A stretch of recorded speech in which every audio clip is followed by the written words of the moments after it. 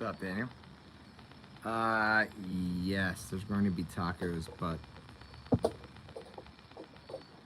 I'm being lazy.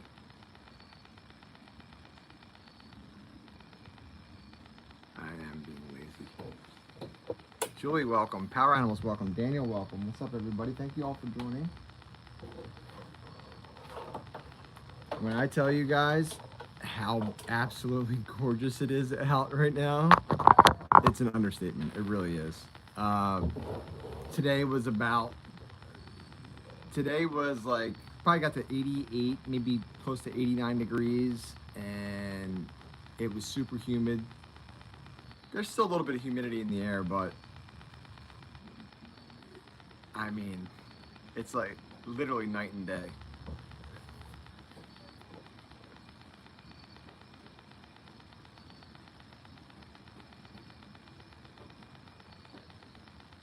Power Animals popping in my live stream.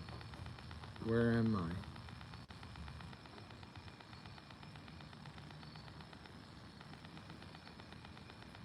I? Is that what Power Animals said when he was in your live stream? Where am I? Oh, I just got it, I think. Power Animals. Power Animals was in your live stream, Julie, recently, and he was like, he wanted you to guess where he was to test your psychic abilities. At first, I was like, I thought he was like, oh my god, like, what's this all about? Where am I? Like, what are these people talking about? But I think it's because he wanted you to test you. He wanted to test your psychic abilities. Did you guess where he was? That would have been something.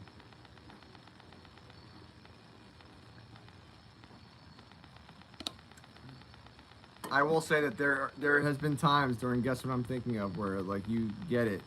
I mean, it is hilarious. That's funny.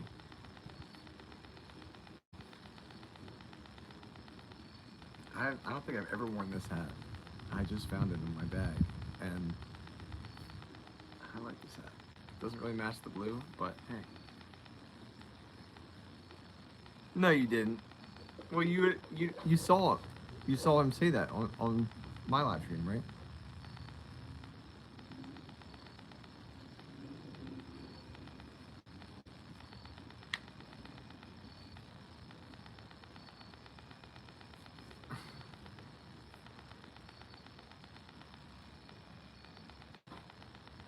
What?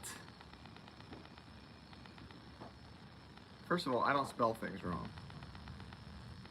I don't spell things wrong. And when if I think I'm going to, I always look it up first.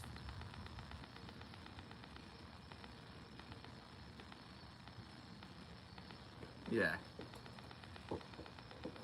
Although you're always safe with that guess. With Power Animals. He loves Disney stuff. Loves Disney.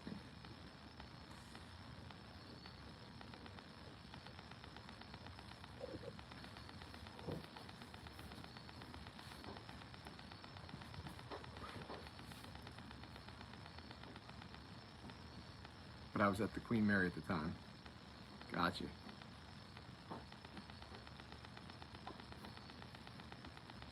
Let's turn this down a bit. There we go. That's better. Much, much better.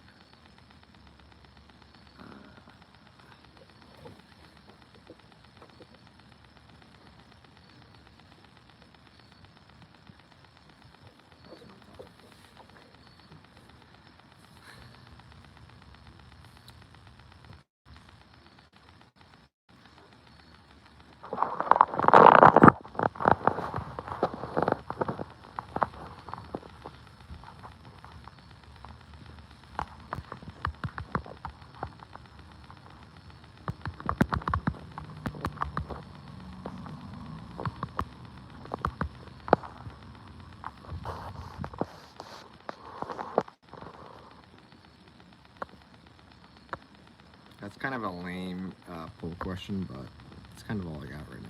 Thank you for the chili, Daniel. Thank you so much, man. I'm not sure if we got any gifts or super chats on that last live stream, but if we did, I do apologize because it just was like, it was just that much. Oops.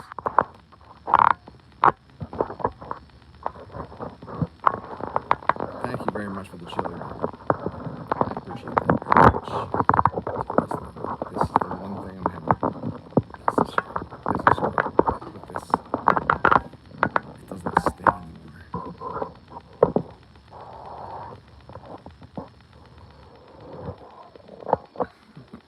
That's a great point. Why is it called chili when it's so dang hot?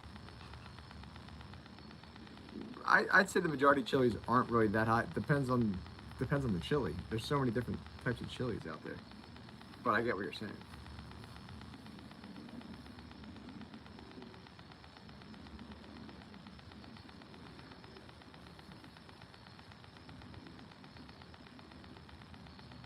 Is it about Third Eye Blind?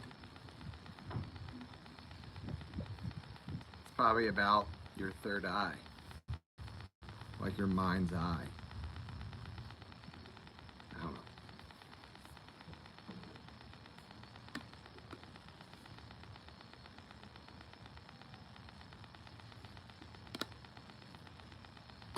Oh. I don't know then. I have no clue.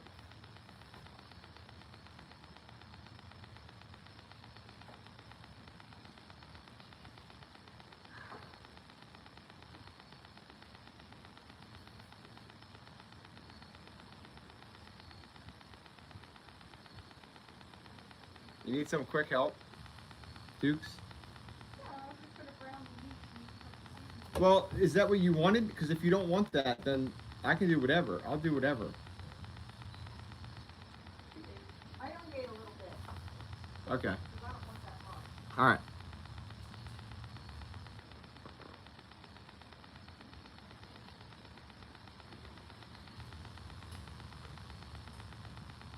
Ooh.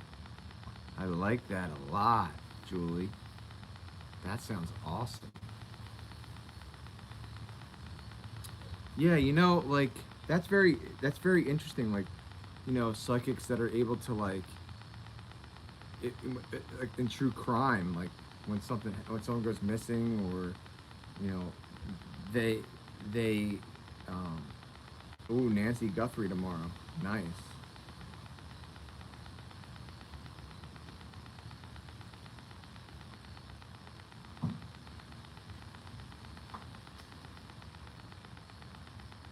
Capsaicin, yeah, capsaicin. Chili peppers, most chili peppers, they're quick hitting. Like they're spicy, but it goes away quick, which I enjoy that. I like that. But that sounds really awesome. I often wonder if like a psychic will be able to help out in the Nancy Guthrie case. Yeah, because it's. But you don't know. I mean, I don't know. I feel like law enforcement doesn't usually take that very seriously, because it's not like they're doing a great job. Oh, we got them off.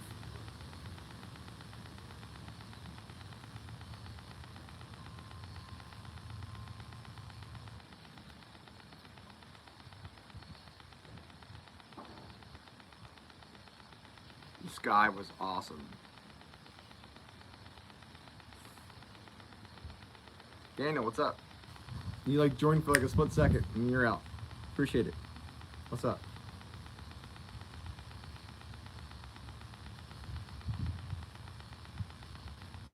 Please vote in the poll, everybody. I'm not gonna really say all that on this one. What's up, Big M?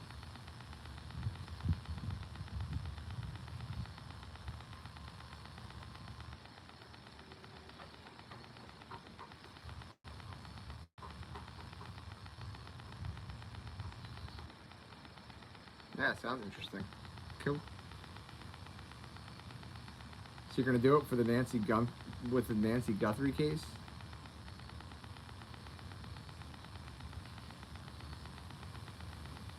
I guess I guess with something like that, like you really can't have like prior knowledge about anything. But obviously, like, you know, they say the same thing like with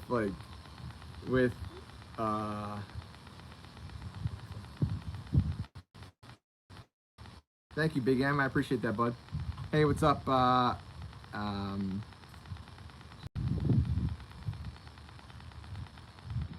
up with. What was I just about to say? I forget what I was about to say. I don't remember. Welcome, Jeff. How are you? Thank you for joining.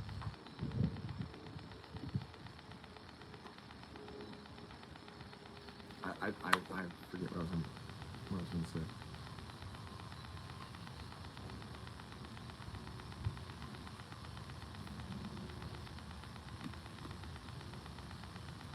You'd probably be doing a better job than the police are at this point. Considering they have no leads or no nothing. You know, it's like,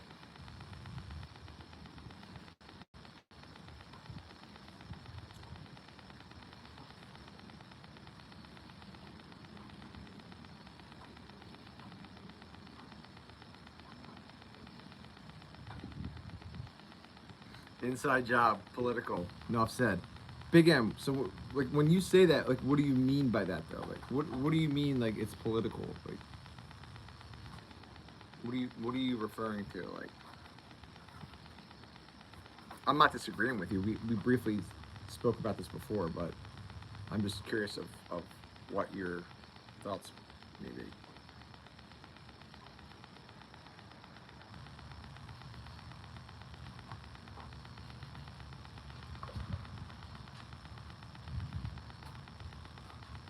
Nice.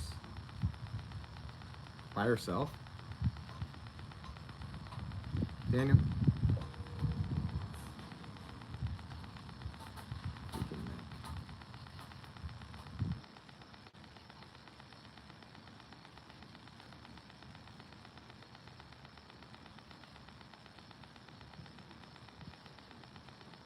Yep. That's my ongoing theory. That's part of it. I think my ongoing theory, which I still have it. Daniel knows what it is fully, pretty much. It's a bit extreme, but is it?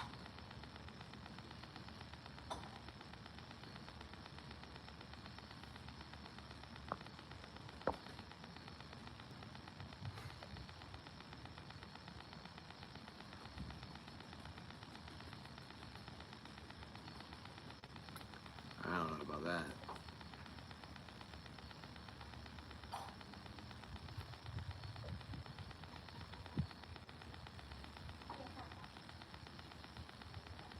I don't think those two are. I don't think those two cases are related whatsoever.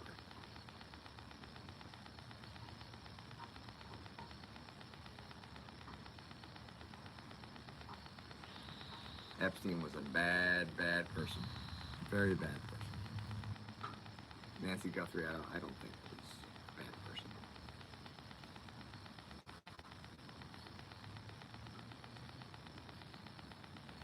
But I get what you're saying.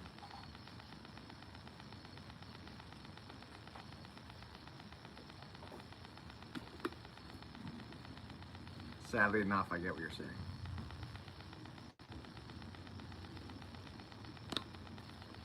I think we seem to be on the same page. Maybe, I don't know. Maybe not. But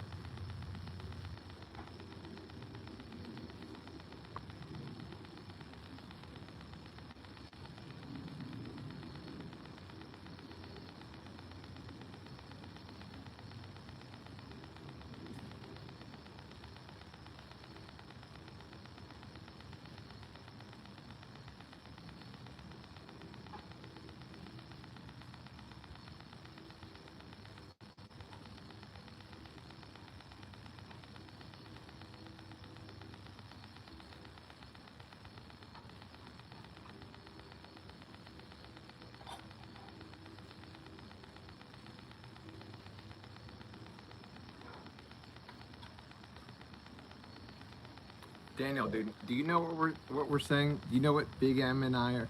You know what my theory is, Daniel, right? For the Nancy Guthrie thing. Big M, do you know what Big M is saying too? Are you catching that same drift?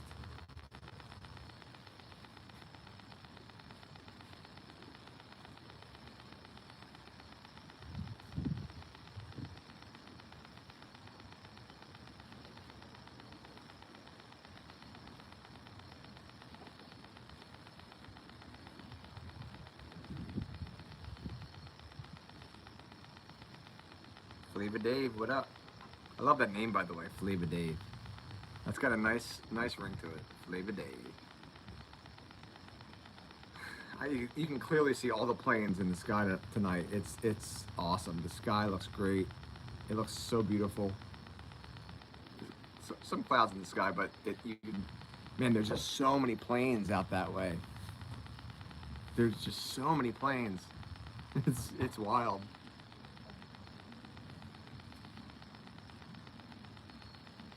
So, I'm not sure I understand Big M's theory either, but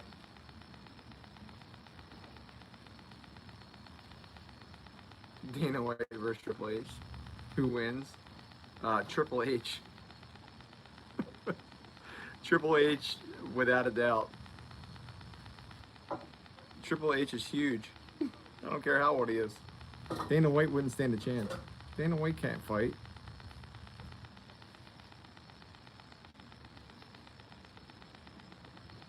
You dig the Rays, nice.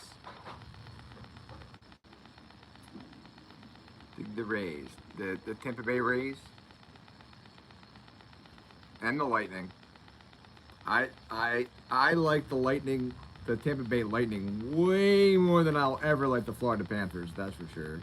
So you got my support in that. I can't stand the Florida Panthers. Tampa Bay Lightning, I think they're a highly respectable team. Sherry, welcome. Thank you for joining. I'm like massaging this right side of my neck, cause it hurts, man. Oh yeah.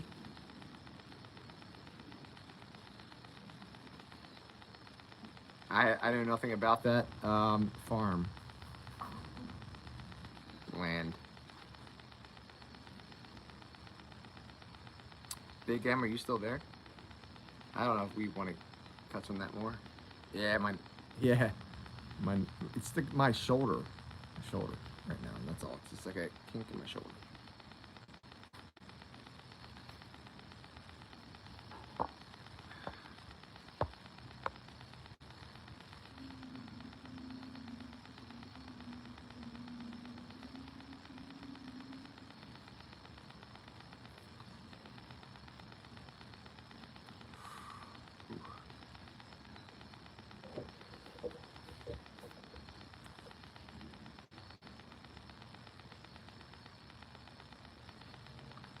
Thank you all for joining.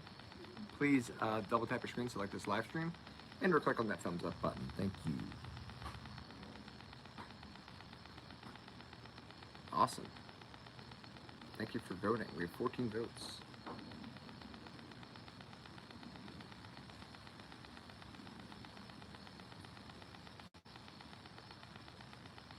Against Johns? Are you talking about Daniel Cormier?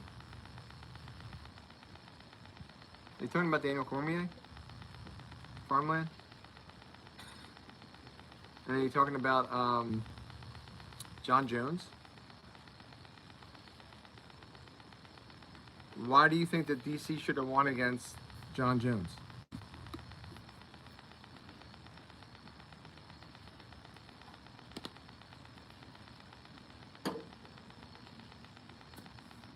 Yeah, which is an odd announcement to make for that state in that area. It seems like that was like a to me it seems like that was like a ruse to like say, hey, there's some news, but yet there really isn't. Jones too fruity. I dare you to say that to his face. Yeah, right. John Jones is the real deal, man. Are you kidding me? John Jones is one of the baddest dudes in the planet. Definitely one of the best mixed martial arts fighter out, like, alive. Maybe not so much anymore, but I don't know who that is. I never heard of that Tom whatever. But if it was for recent, John Jones he's past his prime. He's done fighting. If it was a recent thing, I don't know much about that. I've never heard that name before, but yeah, I mean, he's done. And I don't think John Jones would chicken out of anybody. John Jones is never back down from anybody. I can't see him starting now.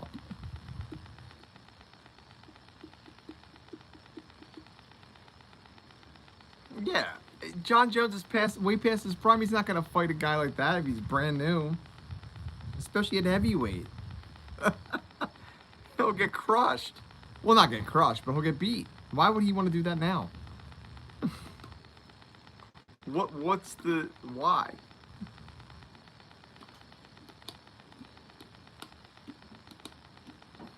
He's the new heavyweight champ. I didn't know that. I haven't really been following the UFC too much. You better hope you're not a lady standing in front of Jones. I see where you're going with this. Come on. Come on. You're taking it to a different conversation. And that's not what we're talking about here. Dude, that was epic. Oh, I'm sorry to hear that you had a hard day, Sherry. Well, at least you're here now. Sherry, with all of us. You get to see my neck. Yeah. Yeah, Mighty Mouse is awesome. Mighty Mouse is great. So I remember where I was like I knew for, so when I saw Holly Holm fight, this was a long time, maybe, so they fought it was a long time ago, and I saw her fight and I was like, yo, because Ronda Rousey was like the best thing, like female wise, fighter wise at that time in the UFC, and I'm like, yo, this girl can, Holly Holm, I'll bet you she can beat Ronda Rousey. I'll bet you she can. I wasn't thinking she could knock her out, but I was thinking like she could beat her. And sure enough, she knocked her out cold, and I knew it. Like first starting the fight, I was like, oh my gosh, she's not ready for her. She's not ready for Holly Holm. She's not ready for the kickboxing part or the boxing. Nothing. Yeah, she is from Albuquerque. Yep. Yes, she is. And so's John Jones.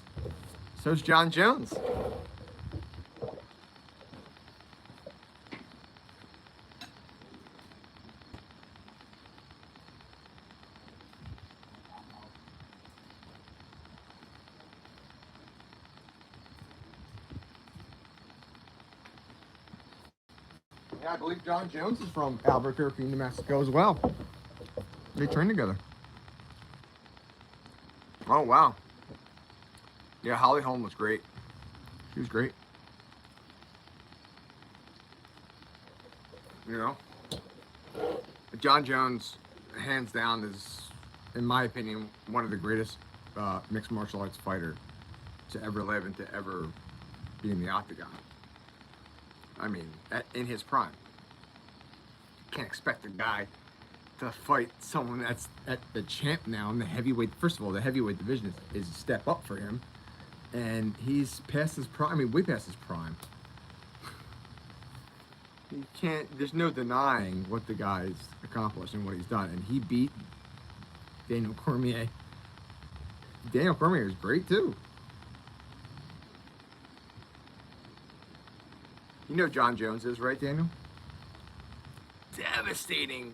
Oh man, was he's devastating fighter, man. He throws those oblique kicks. He would throw those oblique kicks. And he would and the elbows he would throw are just, oh my god, man. Oh man. Insane.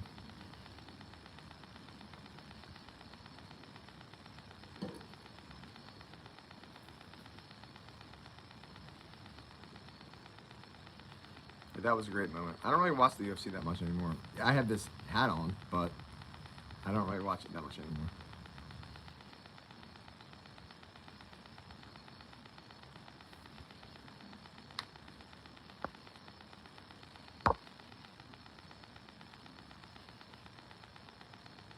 Oh yeah, he's had a lot of issues. A lot of issues, to say the least. Yeah, he's been in, you know, he's not made the greatest decisions, but still still a great fighter. And you know, Conor McGregor too. I mean, I don't think he's the greatest fighter, but he doesn't make really great decisions anymore either. He hasn't for a long time. John Jones, same thing, and other fighters. You know, people, you know, athletes sometimes, like stars, they just don't make the right decisions. There's no denying how great John Jones was, not is anymore, but was. One of the greatest, I think. I think one of the greatest. You know, talking about a GOAT. John Jones, I'd put up there with the GOAT.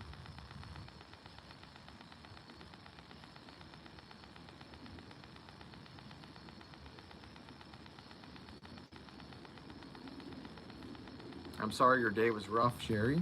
I'm glad that you're here with us right now. I do have to make a taco, guys. I'm so hungry. I gotta.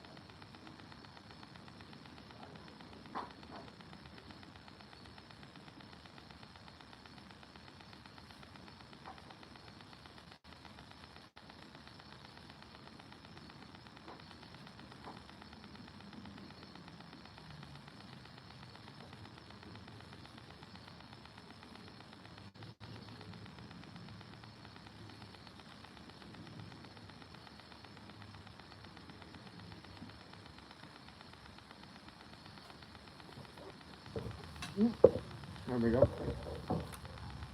Sorry.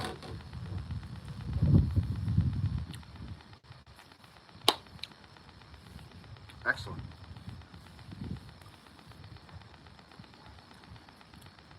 Yeah, honestly, I just wish that, like, I wish this hat didn't say UFC on it. I wish it, like, was something with the NHL or something. I just like the color. I love the color of this hat. It's like a bright blue.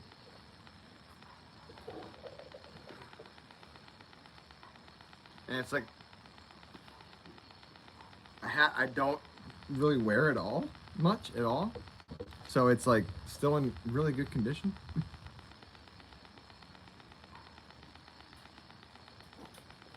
Oh, hi, Pop.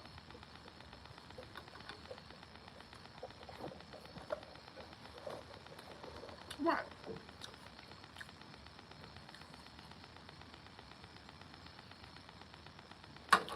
I'm not eating anything.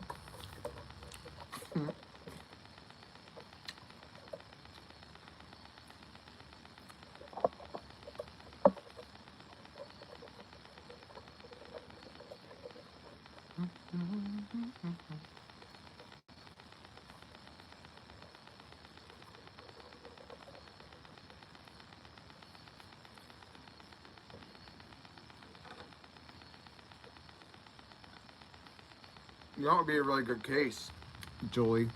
Daniel, what's the one that you brought up about that happened a long time ago, like a while back ago, It was that girl who like drove her car and then she like crashed it in the snow or whatever up north. What was her name? Was it Mora or something? That might be a good one to explore. I mean, there's a lot known about it now, but there's really not a lot known. That would be a good one because there's not many facts known. They never found her remains. They never found her body.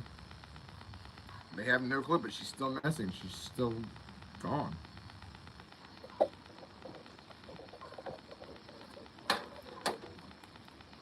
Yeah, Maura Murray.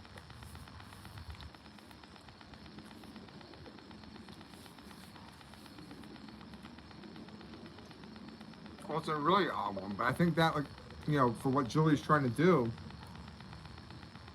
I feel like that would be a great one to, like, try to do that with. Because it's like, Pop, watch. No, no. No, we're not gonna do this, Pop. No. I'm gonna put this inside, because you're not gonna trip over the wires. Right there. Gone. Yeah. She sees it. She's like, okay, bye.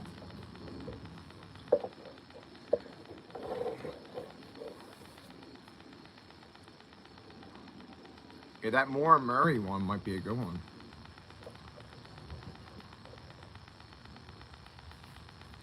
I sort of like, is this like, I sort of like this better.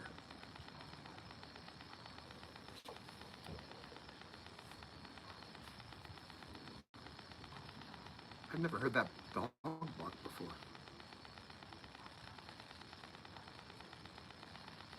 That's strange.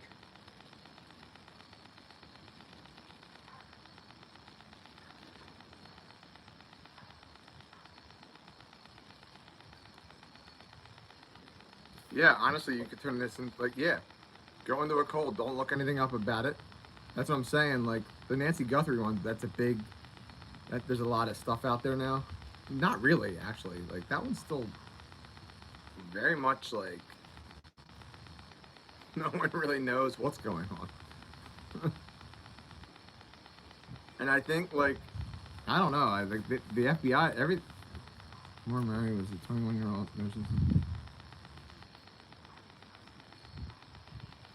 2004. It was the year after I graduated high school.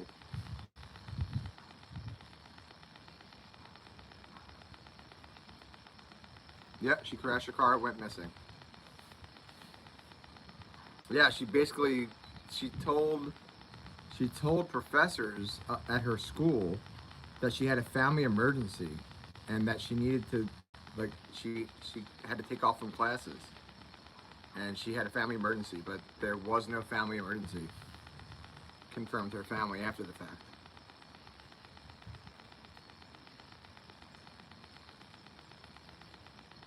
Yep.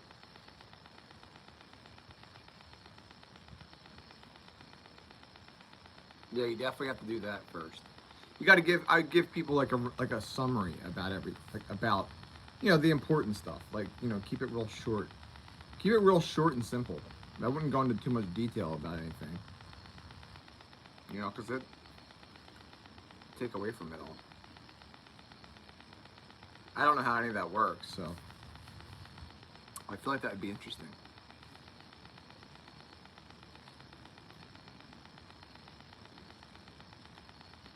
Because it's not, you know, what you're doing is not basing anything upon the facts. The facts of the case. Like, you're not, I don't think so, but you're doing something, like, well, obviously you have to know the basis of everything, but, like, you're not necessarily going for the obvious, I guess.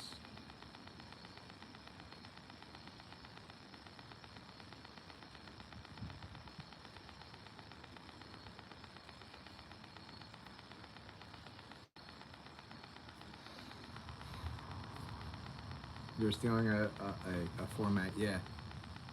Yeah, as far as like the format, as far as like explaining explaining like explaining the facts about the case, like the summary about the case. Hey there, Kat. What's up? Thank you for joining.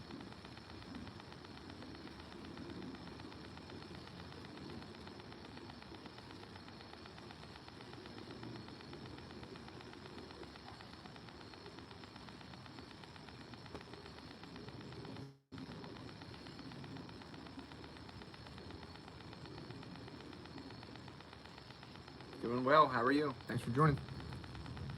Gotcha. Yeah, that's great. Yeah, that should be pretty interesting.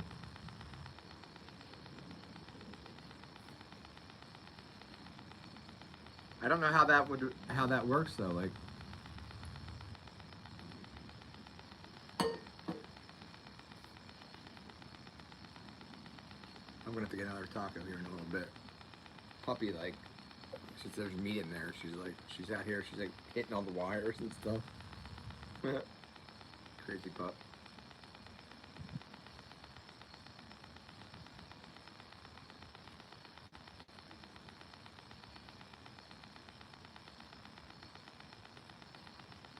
Glad you're able to pop in, my friend.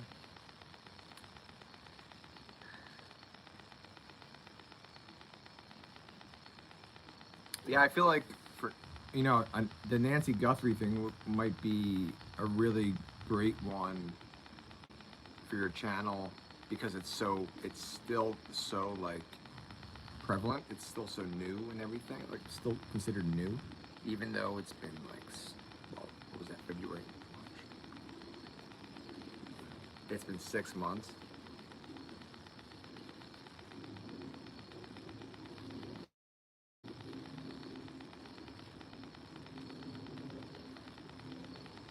No, you can do it.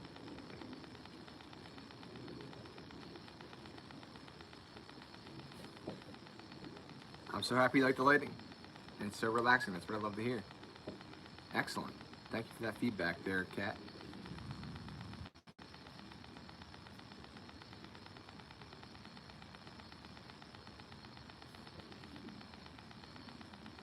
You can do it. You can do it all night long.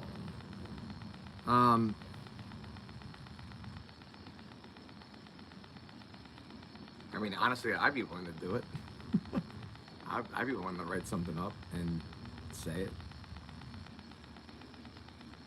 But then again, I have nothing to do with that, your channel. And I don't have anything to do with any of that stuff. But, like,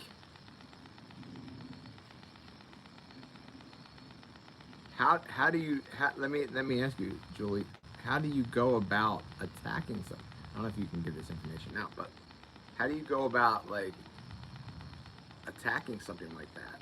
Like, taking on something like that? So you said you're going in it cold, and then, so you maybe know, like, the basic stuff, which I would recommend at least knowing the basic stuff of the case. And you could almost do it like, I can't remember the name of the channel, shoot, and I can't access it because I'm on YouTube. But there's a, I think it's called Crime Junkie, is the YouTube channel, Crime Junkie. And the way that they lay that out, it's almost like the one person whose channel it is, she was basically explaining to her friend, whatever, I forget both their names off the top of my head, but basically, like, her friend is playing dumb as if she's never heard of the case before, and then the one girl, she's telling the other one everything about the case, and she's like asking questions. She's like, well, did they check inside there? She's like, yeah. So they did, and they called the police, but no police showed up. I'm just giving a stupid example, but like, so she's basically telling her friend the story, the true crime story of this case for the first time. And her friend is basically like playing like the, hey, like I have never heard of this case before, and it dawned on me like, it's interesting. And she's telling her all the facts and like everything about the case. It's interesting, but then it, like dawned on me like after I watched a couple of their videos, I'm like, this other chick, she's got to know about this case at this point. She does all of these, like she's always playing dumb, like I don't know, oh, tell me more type deal. It's like, well, clearly you already know. You got this is your video, this is your format, but it works for them, and it gets the point across, and I think it's interesting the way that they do it. I don't know. There's so many true crime stuff, and you attacking this on your channel is a great idea because true crime is such a huge topic now. Social media wise, it's everywhere. I mean, there are so many social media, and there's so many like successful true crime social media platforms, social media channels out there on multiple platforms, and they're very successful. So yeah, I mean, many, and not very many that I can see that are psychic, that go to the psychic side of things. I guess how you attack that is up to you. I mean, I don't know how you would do that. Like, how do you attack that? Like, how do you like? So let's just say for example, I were to tell you like, what Daniel just did, like give you that was a very basic rundown of the Moore Murray case. But say I were to give you like a little bit more in detail one, and run everything down, and you've never even heard of it before. What's your first step of like attacking? And when I say attacking, I mean like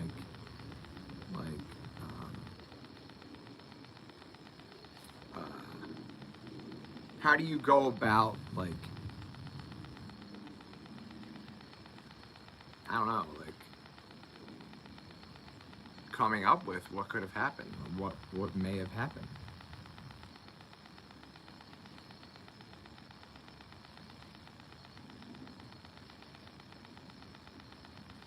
Or are you going to be like have to find all that out? This is intriguing, by the way. I like this idea a lot, Julie. I would like to be part of it if I can. If if I'm able to.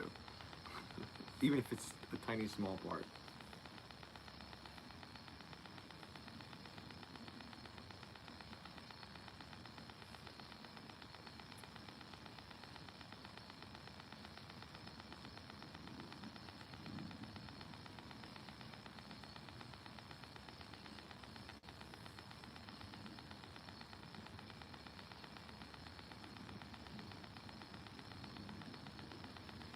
It's like, do you like, are you thinking from the like?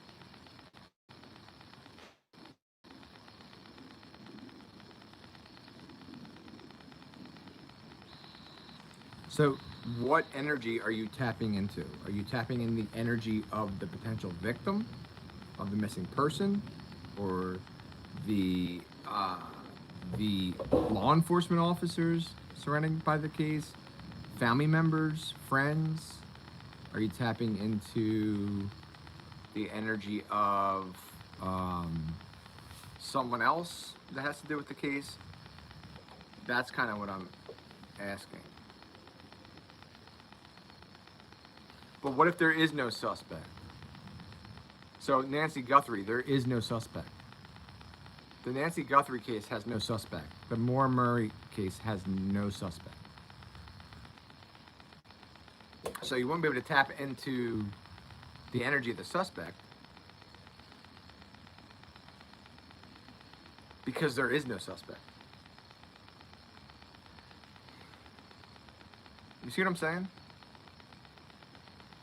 There is a kidnapper. There could be multiple of them. It could be a team of people. It could be it may not be that person that's on that screen at all. No, she didn't just walk away. No.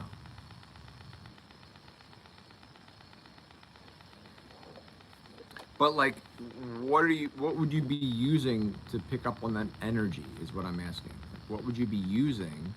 Not being close to the case, not being close to the home, not not not really knowing any evidence, not really going off of anything. What energy? Like, how do you pick up on that energy? Is what I'm asking.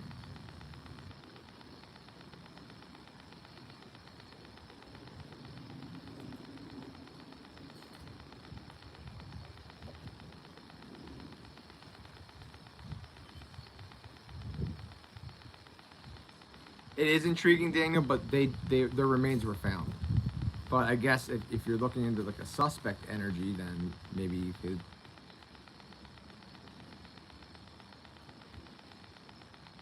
Telephone remote viewing. Yeah, I don't think I really understand all that. But hey, does it like? Yeah, that's why I'm asking.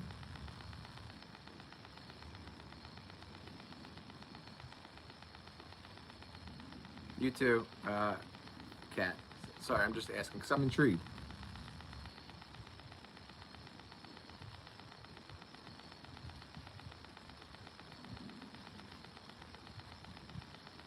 Oh, it's for sure suspect. Yeah.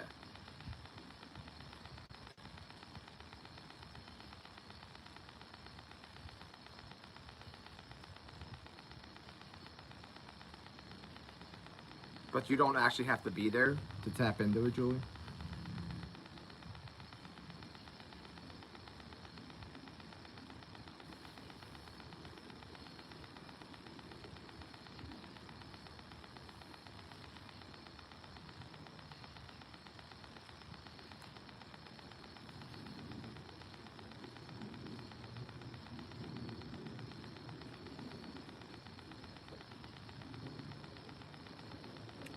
Oh, it's highly suspect with the remains found and everything like that, dude. I mean, the photos of like the back of the one girl's head, that's so spooky.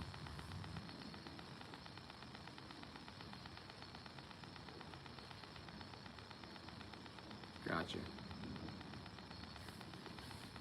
Interesting.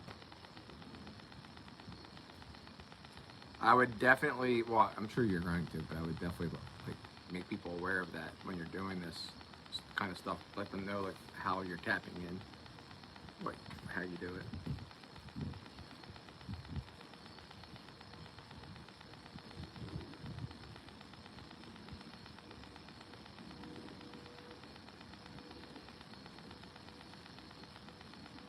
Yeah, for me, like I guess it's strange for me because I have the ability to tap into people's energy or energies if I'm there, even past ones.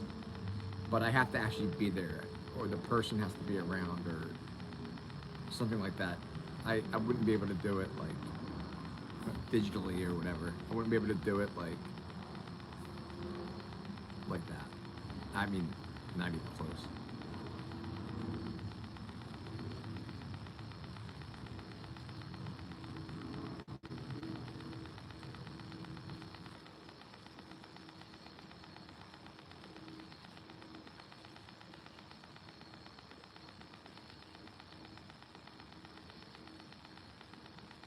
Just answered my own question.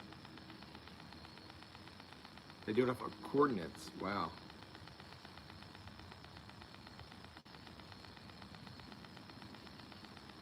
So basically, like you like, I don't know. I guess that's enough questions. Yeah, I mean, shoot.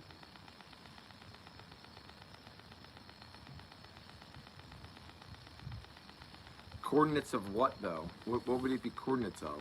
Like coordinates of where the person lives, coordinates of the body, coordinates of remains, coordinates of where the victim may be.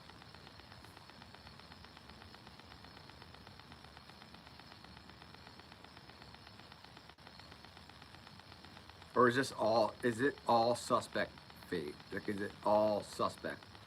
Like cell phone coordinates?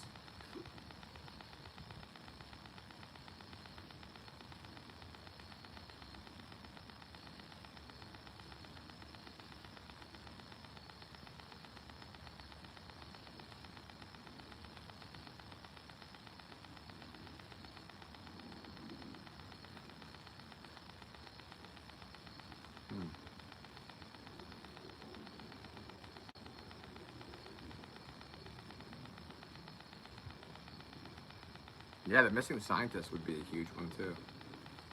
You know, obviously Nancy Guthrie, you're like you're in like the best day and age of all of this stuff right now. I mean, sad to say, but it's true. Nancy Guthrie, the missing scientist, some have of which have turned up. You know, turned up. Unfortunately, not alive anymore. But you have that. There's lots of cases out there that you know, like with Daniel. I was going to mention the one that Daniel just said too. The two girls missing in Panama. That their remains were found, but they don't have it. They don't have a suspect. I think it was somewhere. Someone that was. I think it was their tour guide or whatever. Their tour guide. Oh my God, dude. You know about Missy Bieber's, Daniel? That is a great example. That is the most eerie freaking case out there, man. Oh my gosh, is that eerie? She was killed in a church with a hammer. I probably shouldn't be saying that. Sorry. It's super creepy, and the whole thing was captured. Not the actual like murder, but the CCTV footage within the church captured someone walking around in a police SWAT outfit with a helmet and this weird gait or walk, as you will, and they're just like peering through. It's so creepy. It is so creepy, and like she was found like, you know, murdered, and it's like it was like 5-6 o'clock in the morning, something like that. She was about to teach her whatever class. I think it was her husband's. I think it was her father-in-law. I don't know if you've ever seen the footage of Missy Bieber's father-in-law walking into the police station, but someone videotaped him walking into the police station and then out of the police station, and his walk, his gait, as you will, is almost identical to the person that's walking around in all that police gear in the church before she was murdered. It's almost identical. If I'd say you couldn't get any closer than that. And it's such a unique walk or gait that, I mean, it was him. It was him. For sure.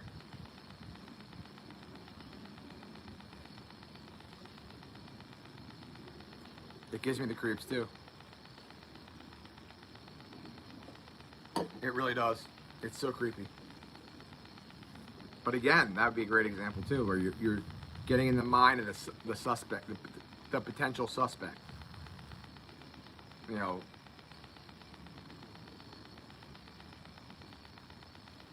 that's kind of creepy too to think about. But not in the mind of them, but I guess like, I don't know.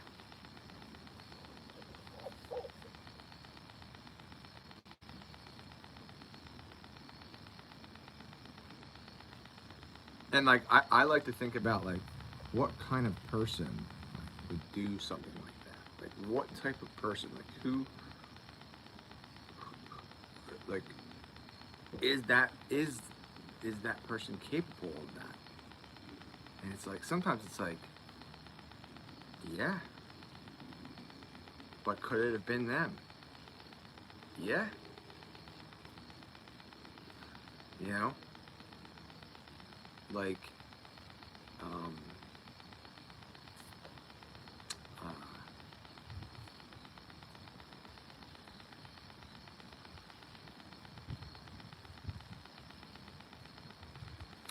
you know, a lot of the times,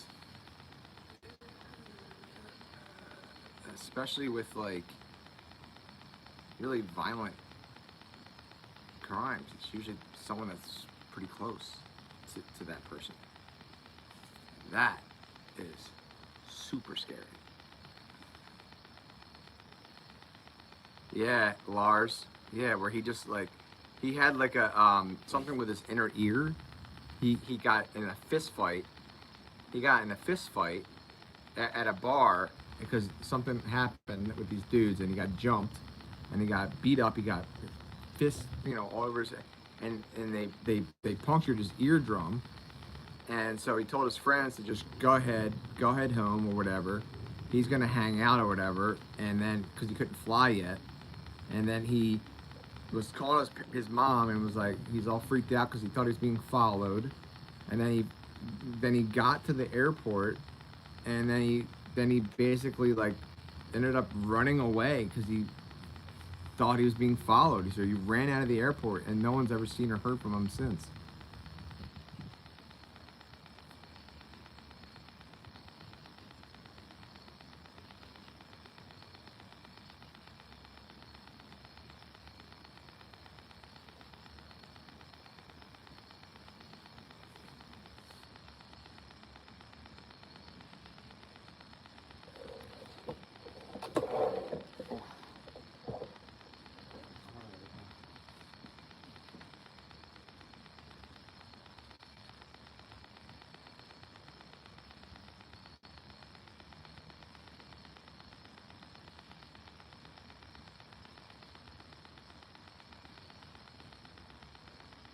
Oh, I got a good one. I got a great one.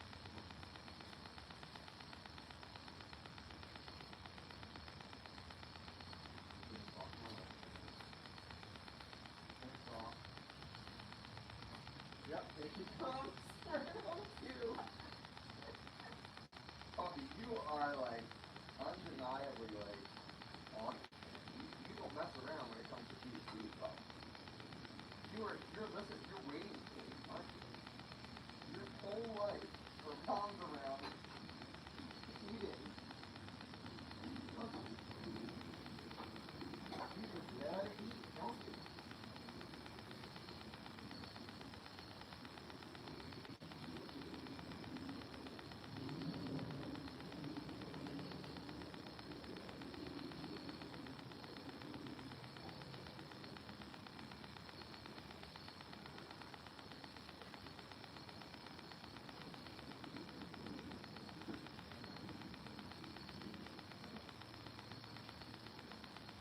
Yeah, so like now thinking out loud about other potential cases would be the one that was, I think that was in Texas as well.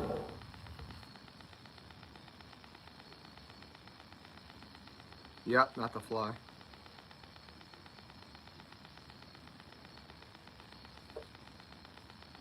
The one where like I can't remember her name off the top of my head.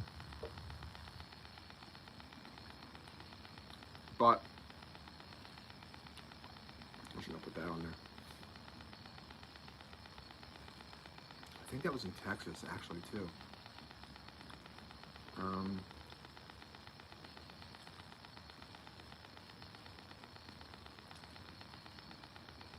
Oh, the stepmother one. I know all these ones I've heard of all these ones.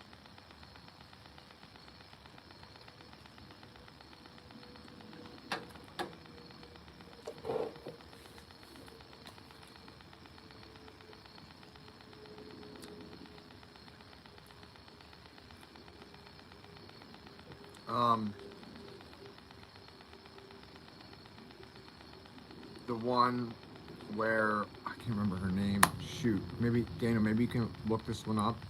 But I told you about this one before.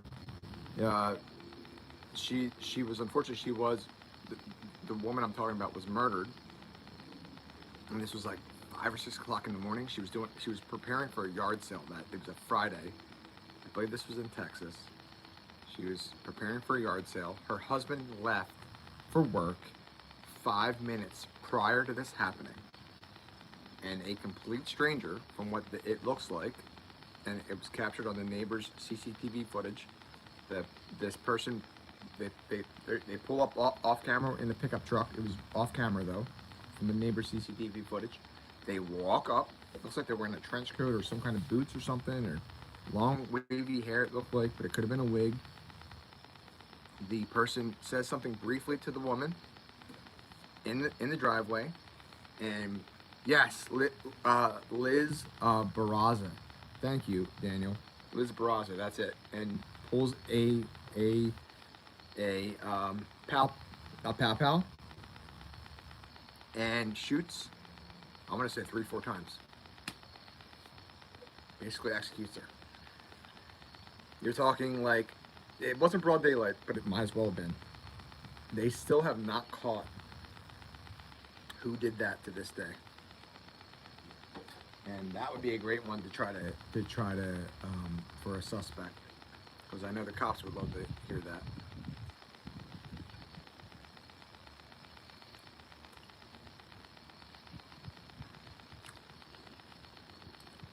Yep.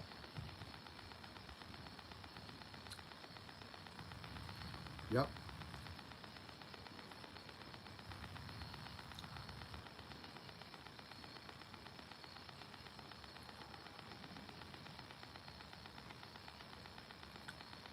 And that, to me, it's like someone like that is still out there. The person that did that is still out there. They have to be caught.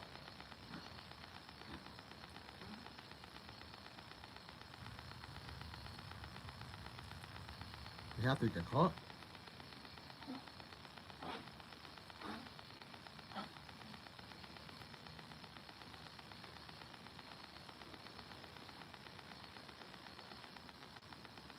Yeah.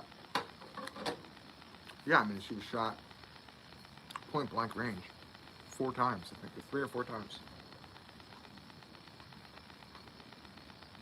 You're talking like execution style, like then stood over her body and then bam to the face one more time. It was like, I mean, that's like textbook execution. That's like almost like a professional hit. But why?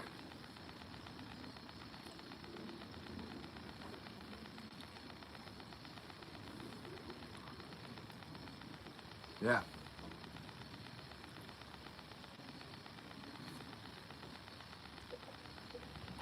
Okay. That's enough cases. We can go on and on and on and on.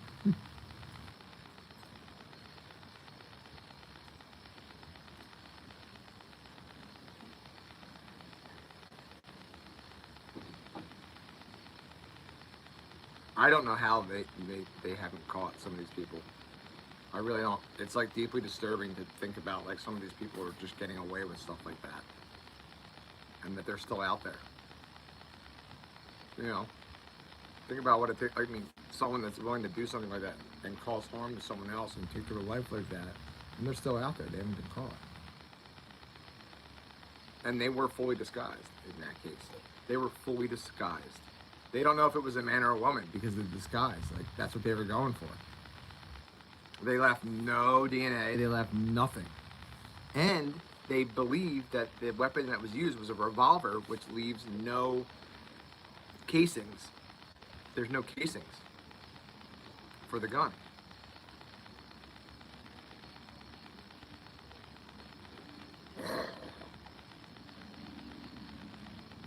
It's so creepy.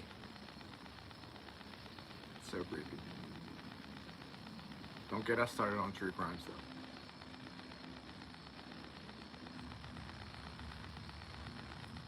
I've pondered the idea of like starting up, but there's so many true crime like channels out there and pages out there. It's like, it would be really difficult to compete with any of them.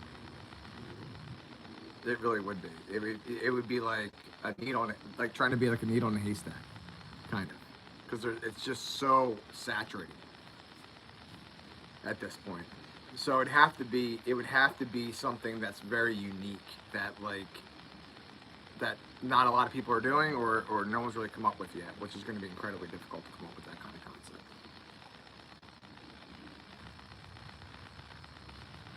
There's actually a local guy who grew up in Delaware County, where I grew up. He started a channel. It's pretty successful. Excuse me, I keep burping. Called the Lore Lodge. But his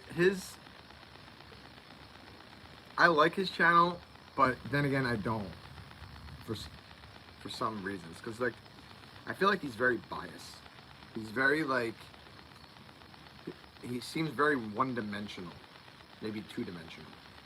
Like he doesn't. I don't know. He tends to like put a lot of focus into like disproving theories rather than like say, hey, this is another theory. You know what I mean? Like he's kind of closed-minded and shutting things down instead of like, hey, this could be something. I don't know. I'm more of like exploring ideas rather than shutting down ideas type of person. And he seems to be like shutting down stuff a lot.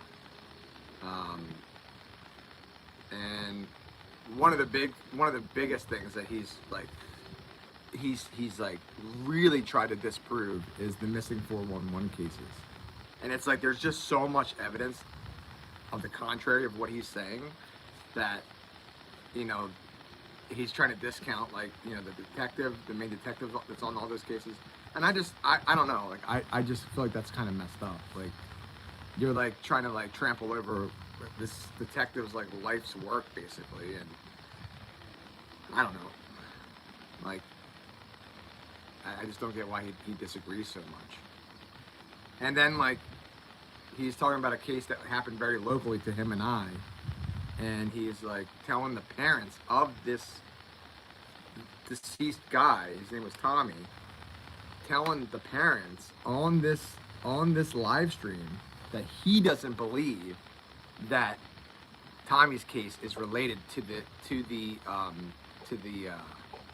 smiley face murder cases, and he has absolutely no qualifications to be able to be making a statement like that, to especially to the victim's family members, close family members.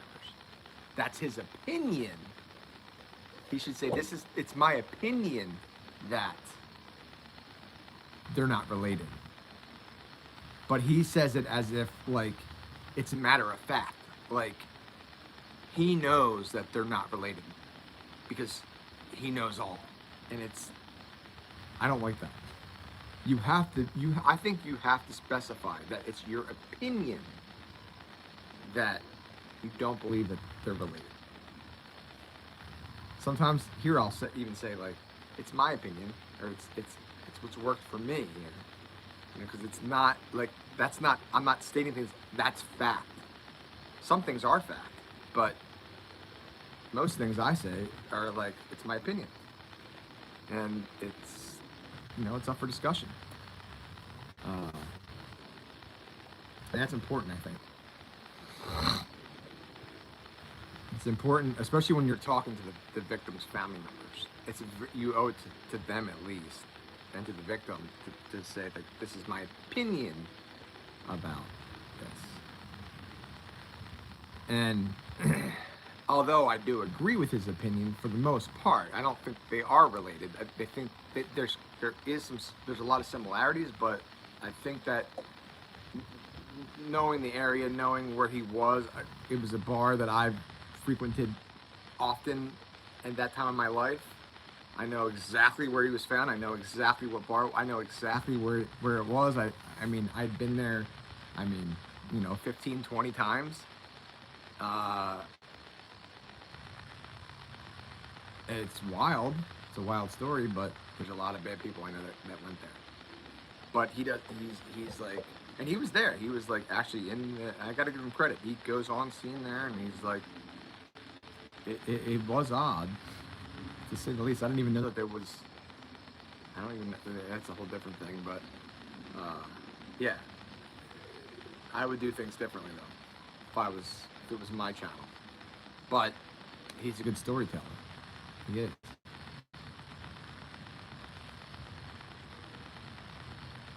Supernatural? Katie, what's up? What do you mean by supernatural? Like alien-wise? What is it? Supernatural was alien? Or is that like ghosts? I know that might make me sound like a moron, but at least I'm asking.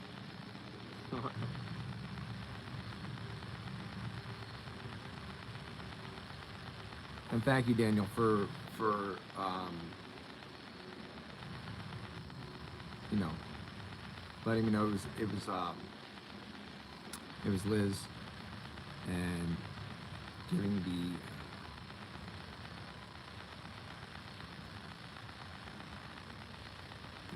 details about the cases. Well, I think one. So there's you know, what is it? So Dana's probably gonna have give another thing here, but supernatural, I believe, is there's supernatural, and then there's I can't. You guys know what I'm saying? Supernatural something, and then there's something else that describe it. One's aliens and one's ghosts. I don't think they're all grouped together in the same category because they shouldn't be, because they're definitely two different things as far as I'm concerned. But yes, I believe in both. I don't know what cryptids is. I don't know I've never heard of that, but ghosts and aliens, I believe in both for sure. I mean, absolutely.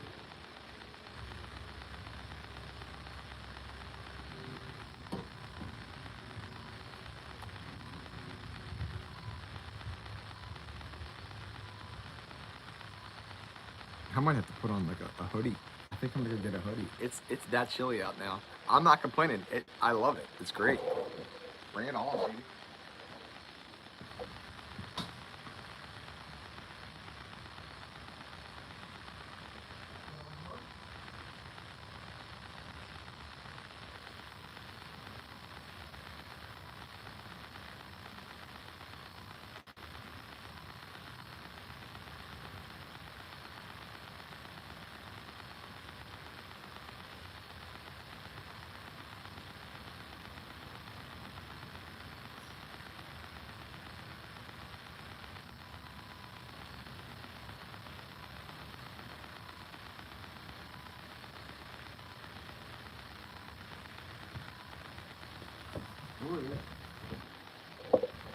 Thank you all for being here, by the way. I really appreciate it. Nice, it's raining. Oh, cryptids like Bigfoot. Yeah, I don't know about that. I don't know. I guess it's not too far-fetched. I mean, like, there's a couple of things out there that, like, I'm like, wow, that's really crazy.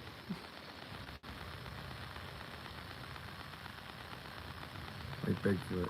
Gotcha. I mean, I would say I probably believe in the least amount of that stuff.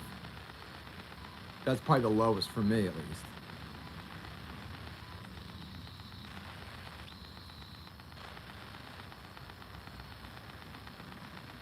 Nice, Daniel. Need that rain.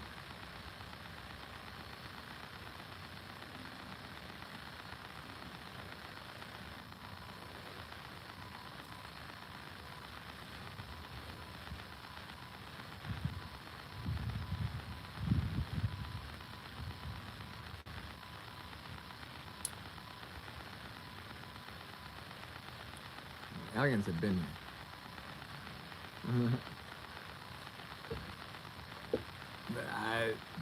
They really haven't been hiding. You know? It just so happens that our technology now has caught up and can pick them up on radar. But they've always been there. Military-wise. Military can pick them up on radar. A lot of the military personnel that's shared their stories, like, you know, they were seeing them prior to all that, but Running Grey Wolf, what is up? We have not seen you here in forever. How have you been, my friend? Thank you for joining.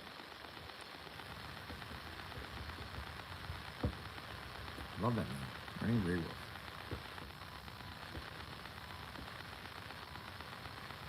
Yeah, but I mean, as far as Bigfoot is concerned, I mean, I don't know about the name Bigfoot. I feel like maybe we should call it something else, but I think there might be some things out there that are, like, massive. I don't even know what to describe, but I've seen some videos, I've seen some things that like I'm just like, what could that have been? And heard some noises and stuff that like sounds in the middle of like a forest or whatever. And it's like, what? It's so deep. It sounds like it's not human, that's for sure. But it doesn't sound like an animal because it's too deep. Whatever it is, it's something that is large. Like 8 foot tall, 8 feet in length, if not bigger, because it's bigger than human. Humans couldn't let that out. Nearly bought the farm.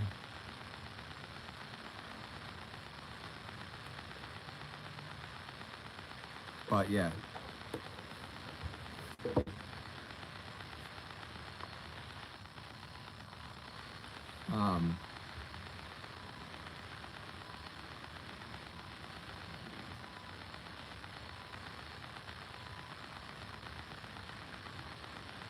What would you guys say if you guys believe in all that kind of stuff? Like,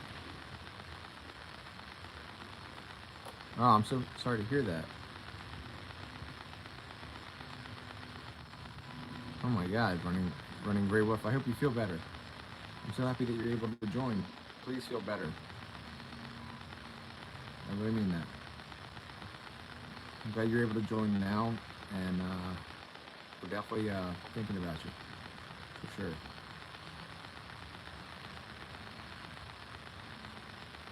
Yes.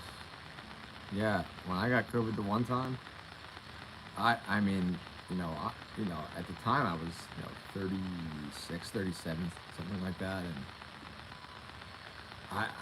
I couldn't breathe. I mean, I could breathe, obviously, I'm still alive, but it felt like I couldn't breathe. And anytime I laid down to like try to sleep or just lay my head down, so like obviously there were so many other symptoms, I couldn't catch my breath. It was bad. It was really bad. Fever and everything as well. Ended up having to go to the hospital. I had to get a steroid pack and everything. Heck yeah, coming your way, my friend. Can't wait. It's crazy. COVID's still going around like that.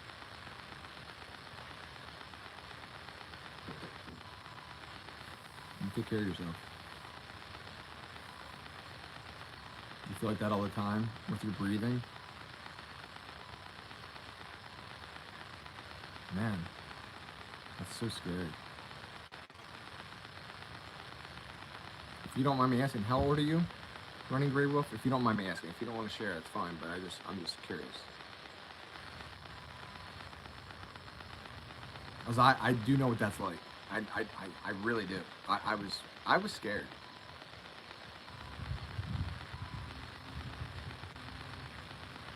I'm so sorry to hear that. I'm so sorry to hear that. You lost 2 sisters to COVID. Oh.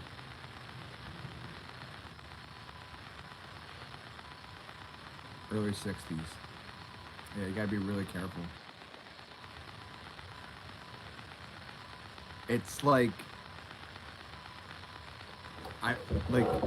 there's really, it's beyond scary when you can't catch your breath, or when you can't get a deep breath. It's like you can't get a deep breath in, like where your lungs fully inflate and then you can exhale it out. It's one of the worst feelings you possibly can have. And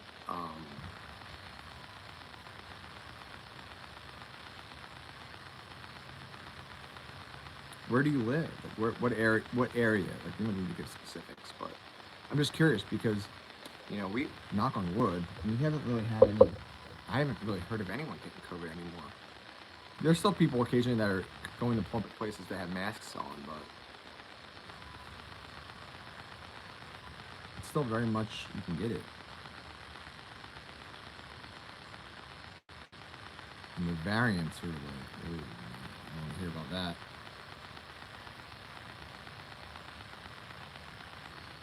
Nevada AZ border. Gotcha.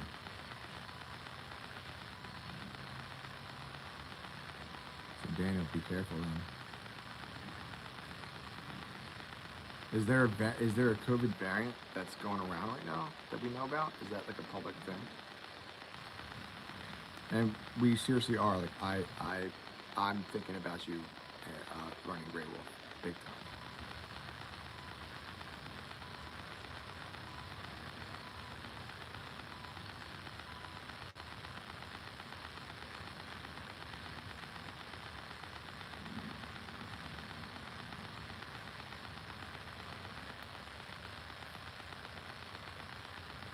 What do you mean you have an international hub with people all over the world, especially China? What do you mean by that? Hmm?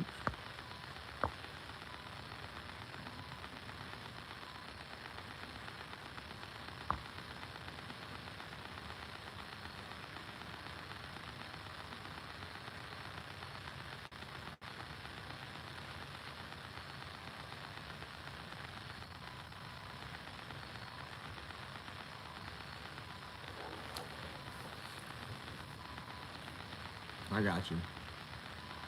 Well, I hope you feel better, my friend. And thanks for joining. We're thinking about you, that's for sure. What do you mean, if I were athletic? I am athletic. And I used to play hockey.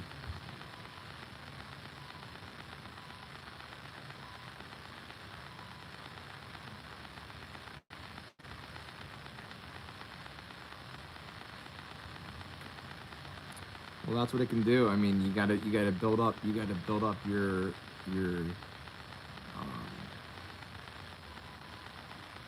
respiratory system again, and probably your immune system as well.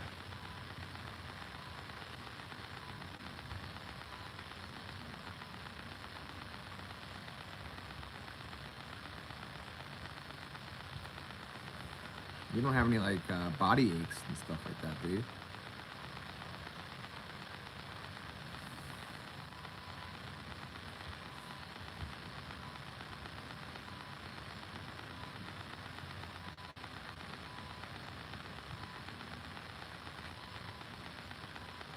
Yo, what's up, Sports Jazz fan? What's up, buddy? Thanks for joining. What's going on, dude?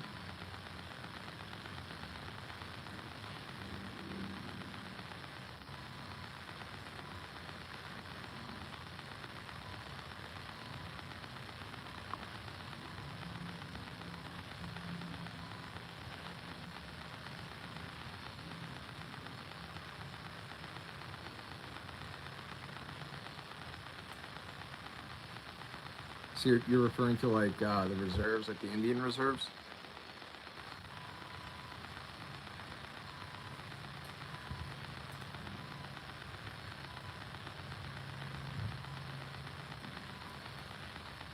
Thank you, Daniel, for the Chile, my friend. I appreciate that.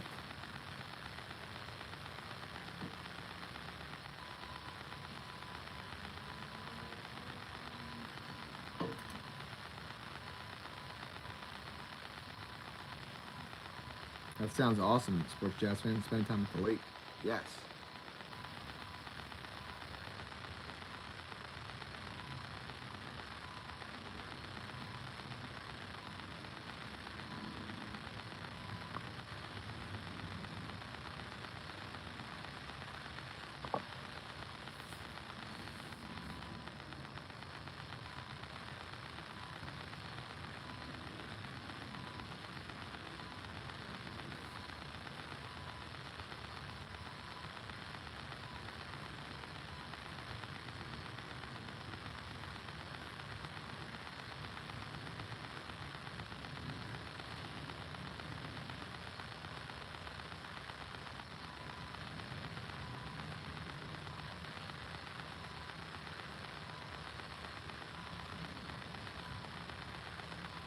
That sounds like a great weekend there, Sports Jazz fan. Well, I hope you feel better running Grey Wolf. I really do. Man, the smell of fire is like really strong right now in the air. Holy moly.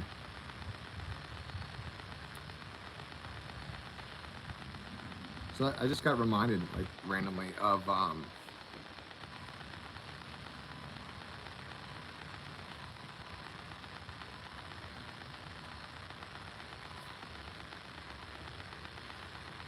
Well, the text messages of the roommates don't make any sense.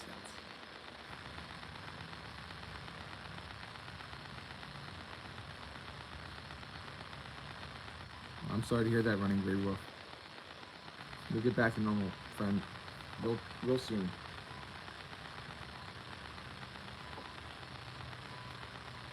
I don't really know how they can use that as evidence, as BK didn't do it.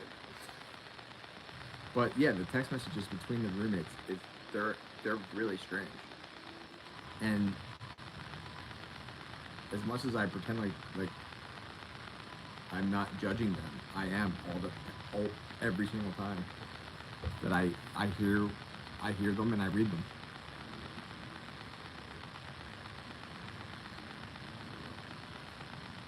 Yeah, because you don't want to panic. Yeah, you don't want to like panic and stuff like that. So just take it easy and thanks for stopping by, my friend.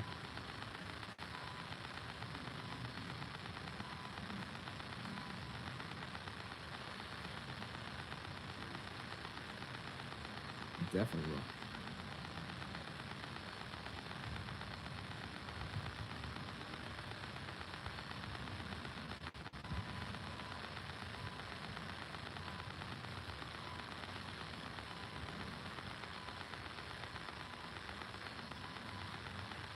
Yeah, it's like that.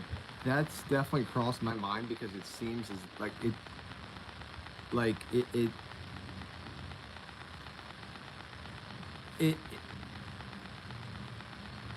the text messages between the roommates, the ones that survive, the surviving roommate, we'll just call them the surviving roommates. They don't really look good on their behalf. They don't make them look as if they're these innocent surviving roommates and had nothing to do with it.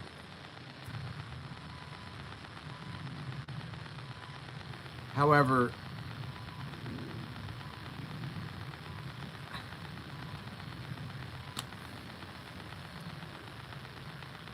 I don't think that they were the sharpest tools in the shed,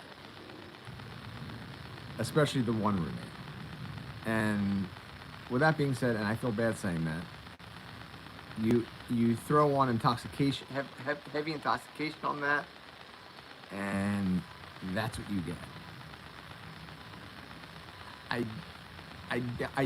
feel like it would be a gigantic stretch to say that one or both of the surviving roommates knew what was going on. It is wild to me.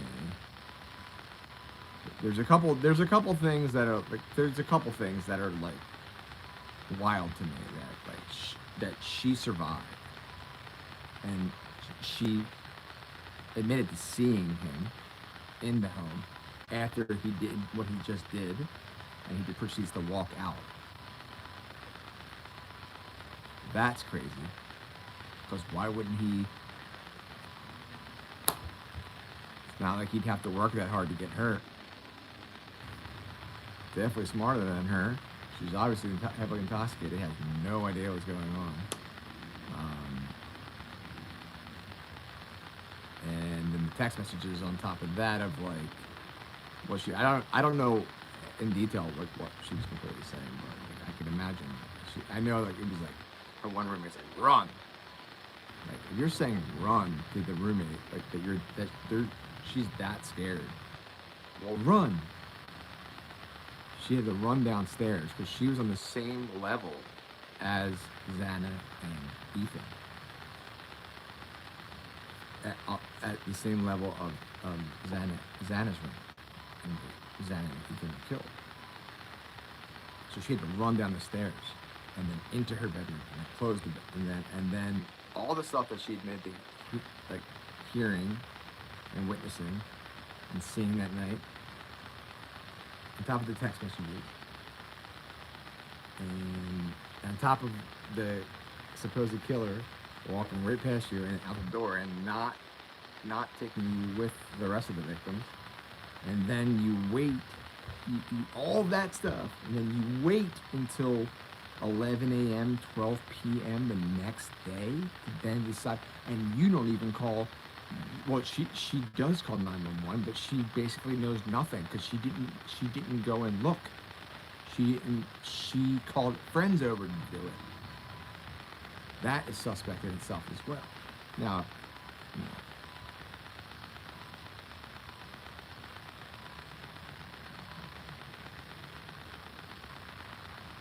yeah.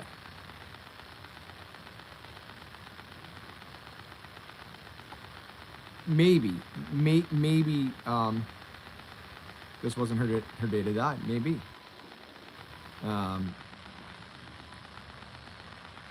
yeah, I mean, I mean, that may well been that the roommate said to run after that the killer had already left. That may well have been, but still, she was. What I'm saying is, that roommate that was so scared that a roommate would prompt her to be like, run. I know she was probably drunk too, and it was super late at night, like 4 something in the morning. She's probably, maybe she did this before and was just like, run, then come to my room and just sleep in the bed. And shut up, basically. I'm trying to sleep. You know what I mean? That could have been it. But I just don't think that girl was like, I think it's a stretch to say that she had anything to do with it because I don't think she did. I think BK had pity on her. He's like, ugh, I'll just let this one live.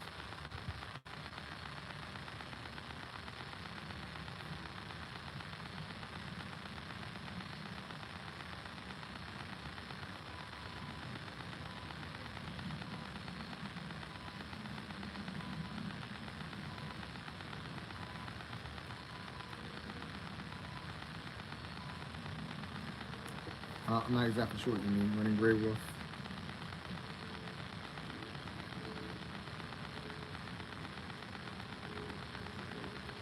Well, I think so. It wasn't the first time that she was scared about stuff. Like she had called these people over before about stuff, like weird stuff, and they thought it was nothing. And boy, did they get the shock of their like. So the male, I think his name was Hunter. He decided to go in and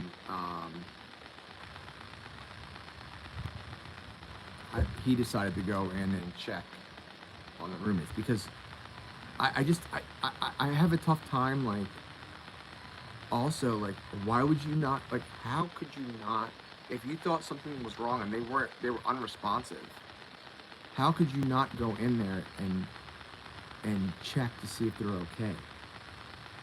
Why would you call other people over to do that for you? If you really think that something is that wrong and something bad, you didn't even call 911 yet. That is just like,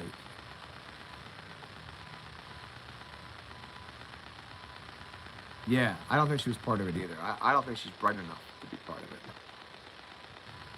I don't think she's, I you know, you're talking like Fitzy blonde type deal here. I mean, and I don't mean any offense by it, but that's just how she comes off. And I mean, obviously, you're not the sharpest tool in the shed if that's how you handle the situation. I don't care if you're drunk or not. Like, she didn't even call 911. And now, granted, you also have to keep in mind that you're probably talking about there's probably underage people drinking or that were intoxicated in the house. So the last thing you want to do, especially at a college party or college party house, is to call the cops. That's the last thing that you want to do or have to do is call the police. Because the cops are called there often beforehand on like loud music and partying and stuff like that. So the last thing that they would want is the cops there. She's definitely not playing with a full deck, that's for sure. I agree, Daniel.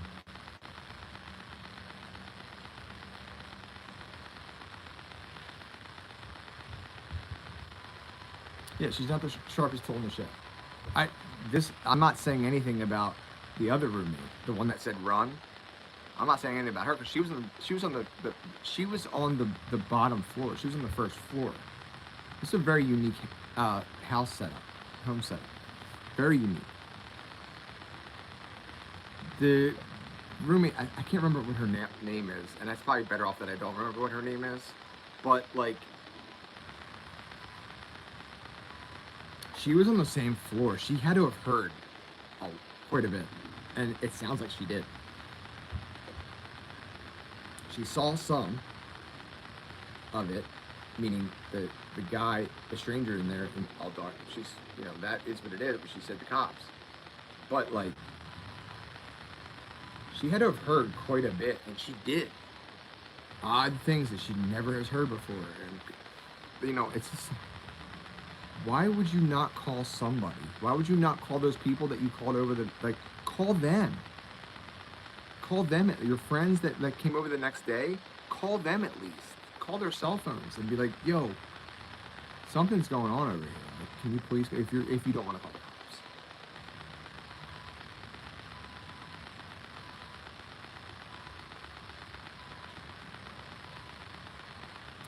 An elevator doesn't go to the top.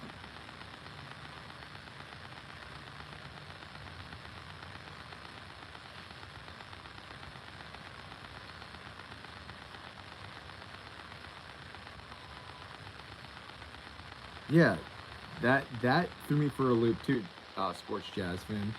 That she heard, "It's okay," in a male's voice. "It's okay. I'm going to help you."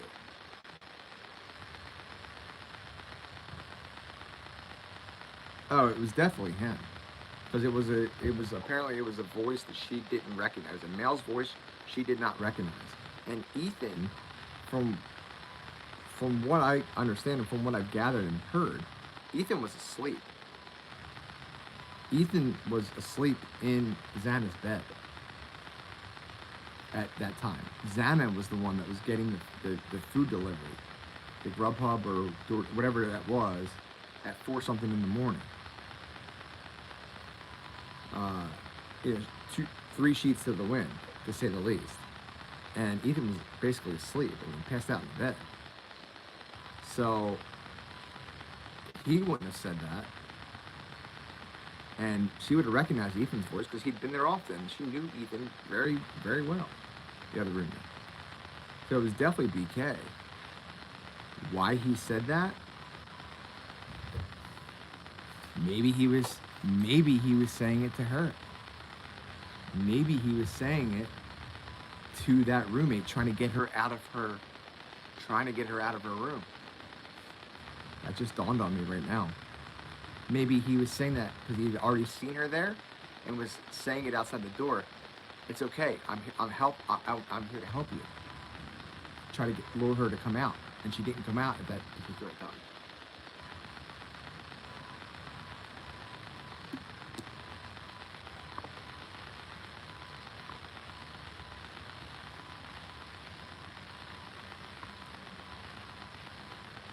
Because I can't imagine, him saying it to Xana, because it seemed like a very violent exchange.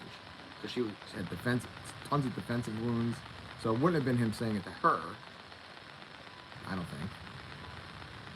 Maybe to Ethan, maybe, I don't know. But why would you say to Ethan? I don't know.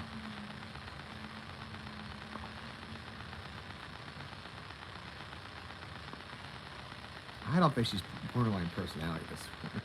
I don't think she's got anything like that. That's a tremendous assumption to make. Yes, Big M. Welcome back, my friend. No, I'm not still live. I went. This is a separate live stream.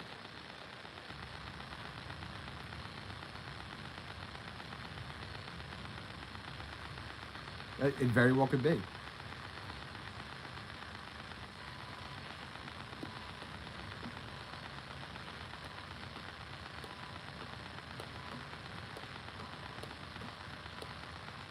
I don't think there was any voice recording of what she thinks she heard.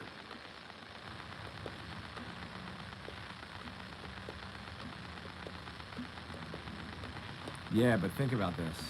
Think about it. if he wants to lure someone out of the bedroom, you think he's going to be like, oh, no, it's going to scare her. He's trying to lure her back out. And then when he realizes, okay, I'm tired and I can't lure her back out, it's okay. I'm here to help you. I'm going to help you. Or whatever. Knowing that she's probably all messed up, trying to lure her out of the room. And she didn't fall for it. She stayed in her room and she locked the door. And then eventually she opened it back up. I don't know the exact chain of events. And I don't think it's never been presented. No one knows because there was a gag order for the longest time, and then then BK took the plea deal. So none of the evidence was able to. Nothing came out.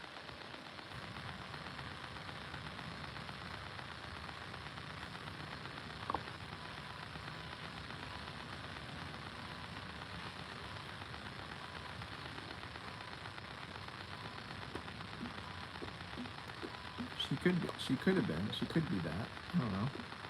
But I wouldn't jump to that conclusion. Definitely not borderline.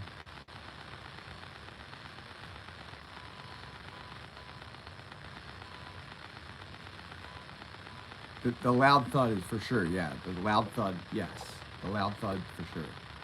Dog barking, the dog barking, and a loud thud, but that loud thud could be anything. That could be anything.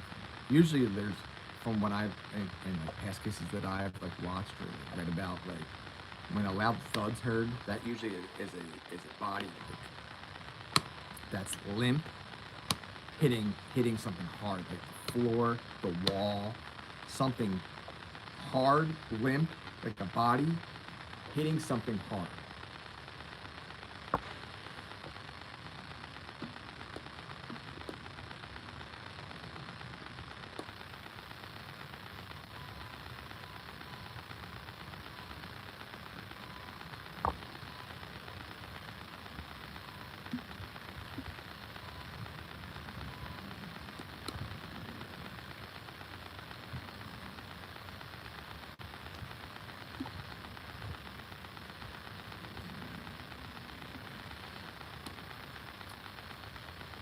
That's not his MO though. His MO is not to kick in a door. That's not the kind of murderer he is. It's not the kind of killer that he is. He lurks. He stalks. He lurks.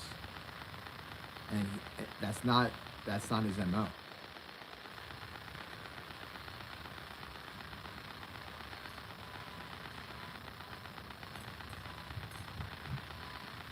It wasn't the male, because the male was Ethan was in the bed.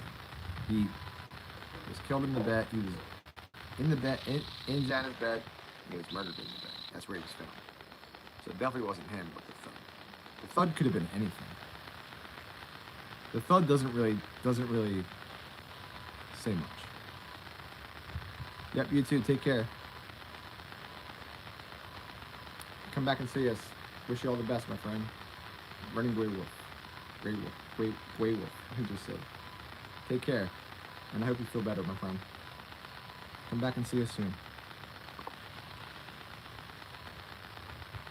But, like, if it, my thinking, sports jazz fan, is like, you're very welcome, my friend. Also, my thinking on all this, if that's what the defense is literally gonna like, if that's all they have is about the roommate, come on. And you guys know that apparently it was rumored that when BK was first arrested for these crimes, he said, "Did you get the others?" Like, yeah, you got me, but did you get the others? As if there's multiple people involved in this.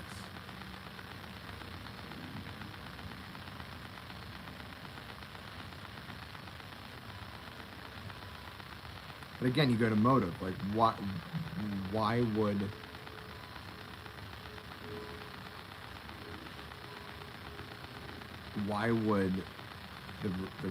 the one surviving roommate, I can't remember her name. It's like kind of like a guy's name, typically.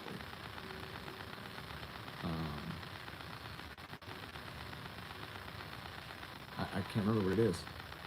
She's the main one. She's the main one. Dylan, that's it. Yes, Dylan. Thank you. Dylan. Yeah, she's the main one that we're mostly talking about. And like, you know, I really don't mean to be mean. I don't want to be mean because like, you know, we really don't know how we would respond if we were in that situation. Like when you're like so scared, when you're like in a situation like that where you're absolutely terrified, because it's really like it. Who honestly thinks that something like that, all four of the roommates are brutally murdered in self-defense? Like, come on. Who thinks that's actually gonna happen? When you're at school. You know what I mean? Like that's you're not thinking about that, especially if you're a student and you're that young and you're drinking and you're having a good time and you're with your friends and you've done this a million times. You've had these nights you've had a million of these Saturday nights.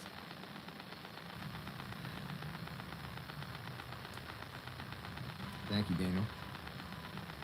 Yeah, Bethany was the one that was, and so Bethany was on the first floor. And so this house was originally built with the first floor and the second floor. That was it. It was just those two levels, and then they did an addition for the third floor, which was where Maddie and oh my God, Kaylee were found. That's where their rooms were.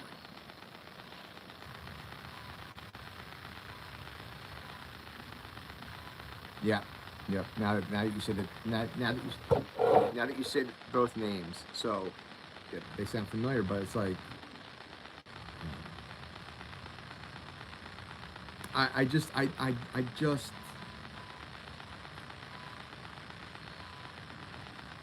there would be evidence.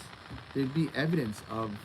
First of all, I don't think BK likes females at all. So to even say that he'd have a female on his side, working in it, like Dylan was working in his corner to allow this to happen, basically, and open the doors up for that, is just crazy because he don't like any females, it seems like.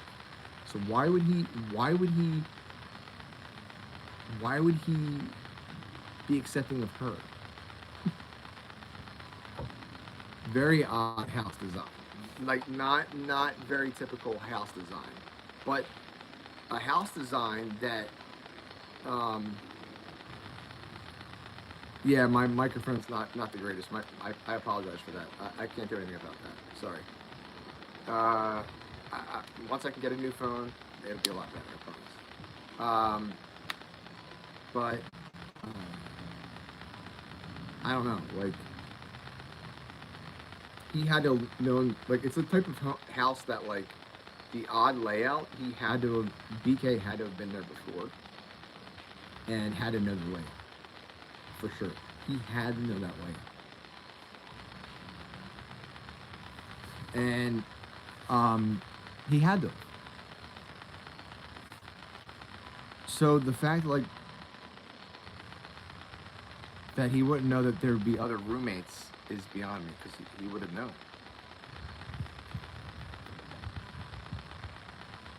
But I think he was banking on them being all asleep. I think he was banking on them all being asleep, but they weren't. He underestimated even how late it was, that they were mostly all still awake, or they would be easily awoken because they had recently went to sleep.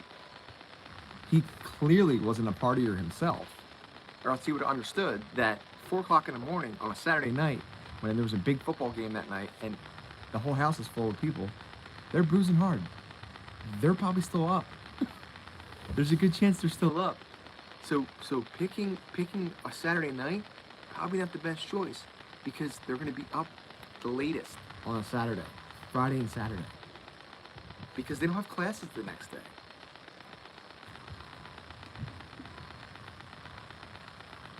No, he didn't know them. Well, that hasn't come out yet, Daniel.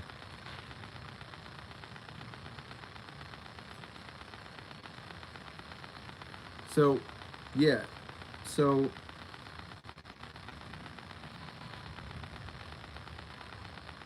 yeah, showing up to a party would be my thinking as well, easily. I mean, maybe, but also just observing. Doesn't seem like the type that would go inside. He seems like the type that goes inside when everyone's out. He goes in and he walks around and he looks around. That's what I'm talking about. Where he's inside when no one's there. And he's lurking about. Sort of like what BTK did. Was it BTK? Yeah. Wasn't he? That's what BTK did.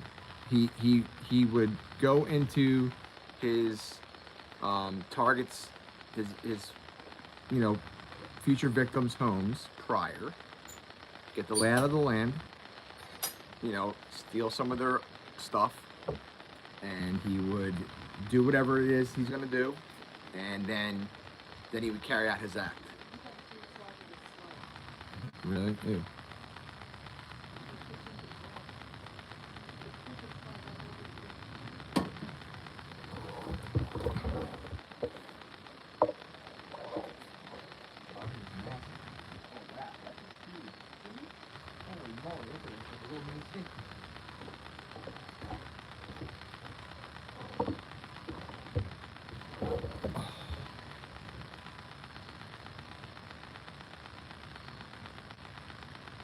Yeah, but that's the thing, like, so none of the evidence has come out. All right, take care, Julie. Have a good night. None of the evidence has come out. The gag order, and then he pled guilty a year ago. And since then, nothing's come out because there hasn't been a need for it to come out. Well, him saying, no, I'm not guilty, now there's a reason for the evidence, some of the evidence to start to come out, right? And the gag order is lifted now, so some of the experts, they're able, that dealt with the case at whatever angle. So Brian Enton had one of the guy that was hired by the defense that analyzed BK's electronics, like his cell phone stuff. And he shared that BK's electronics and Maddie's crossed the paths the most frequent, and you're talking like way more frequently than all the rest. And the rest, like, it was very minimal, but him and Maddie's was pretty substantial. And most likely Maddie had no idea, like, he was there. They didn't, like, he basically chose them at random, or her at random. There was no, like,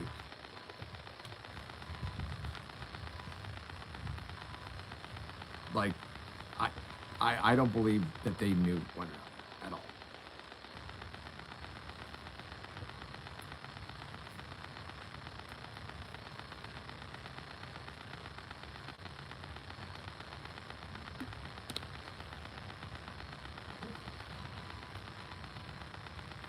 I want to watch the Netflix special or whatever it's called.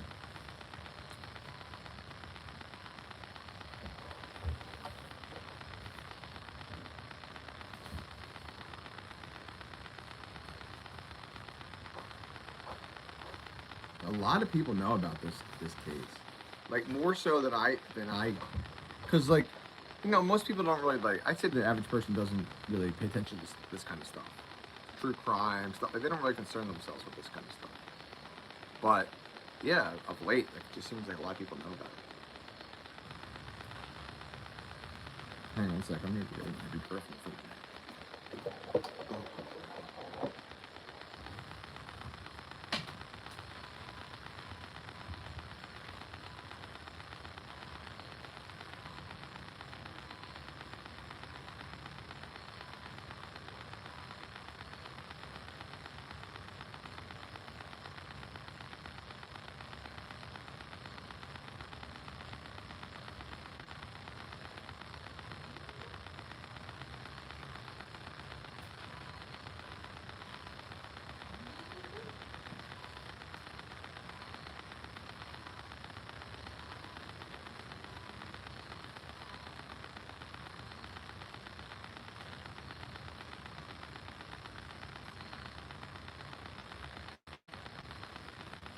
That's so scary. That is so scary.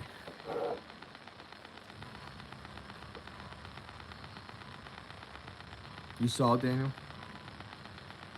Yeah, I heard it's really well done. You know what? I have like,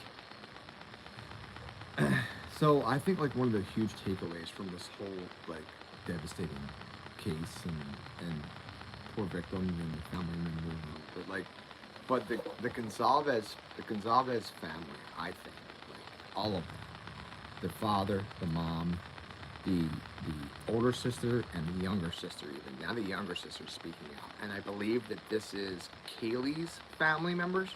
So Kaylee Gonzalez, it's the Gonzalez family, that whole entire family, her dad, her mom, her older sister and her younger sister. Now even the younger sister, which I didn't know she had, is speaking out. And what, like, oh my God, like what the younger sister, like even what the older sister said, she's the one that was like, that spoke directly at BK in the, like, in the courtroom and just like gave it to him.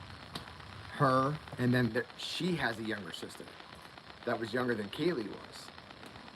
And she just turned 21. She just started to come out, and she was like on the Today Show recently. You guys gotta like look that up and hear her out and like what she's saying, because like what she's saying is just it's dead on.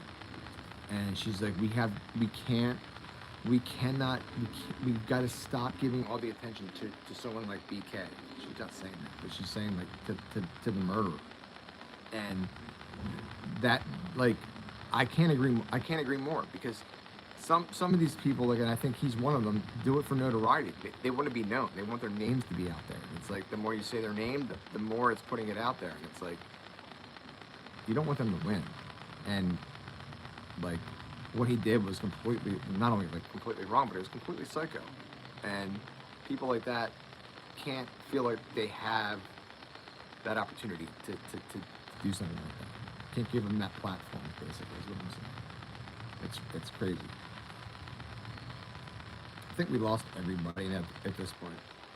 On this live stream, we lost everyone.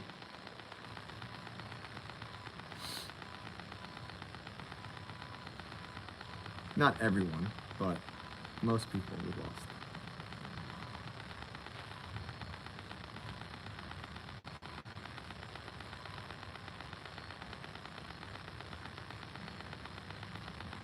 They're not people that actually believe he's innocent.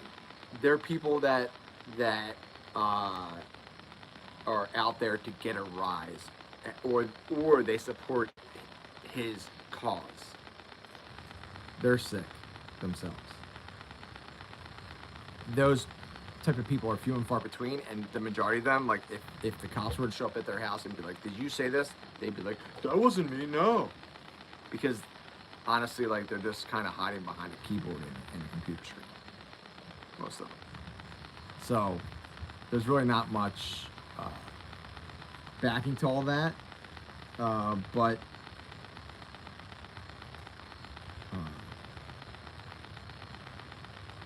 it's more like the people that like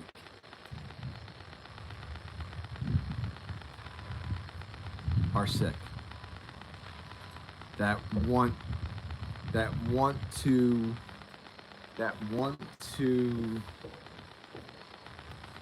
give someone like that that has committed something like that, they want to make it seem as though like they want to lessen what they actually did. Basically, is what I'm saying. As if like they didn't do anything wrong, and that's concerning. That's how some people think.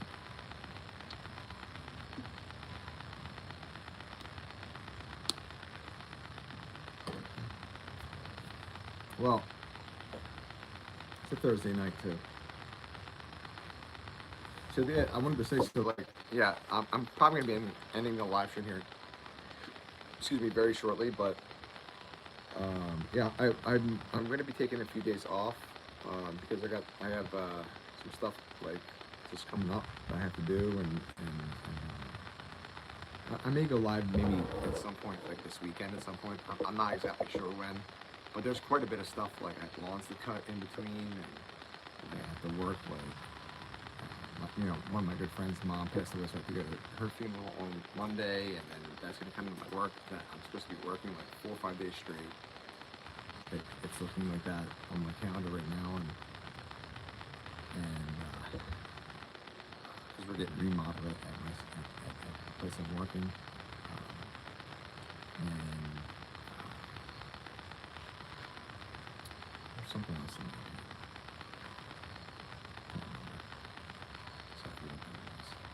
But thank you, Moons Well. I really appreciate it.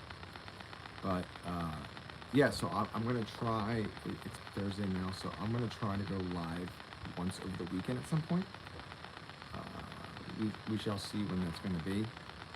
Looking like it's gonna pour all day Saturday again. So Sunday might be my day to cut lawns and stuff. So I'm gonna try to go live maybe Saturday or Sunday. But we shall see. But until then, I'm going to leave you guys with what I always leave you with. That's, of course, be kind to others, but most of all, be kind to yourself and self-compassion. Have a good night, everyone.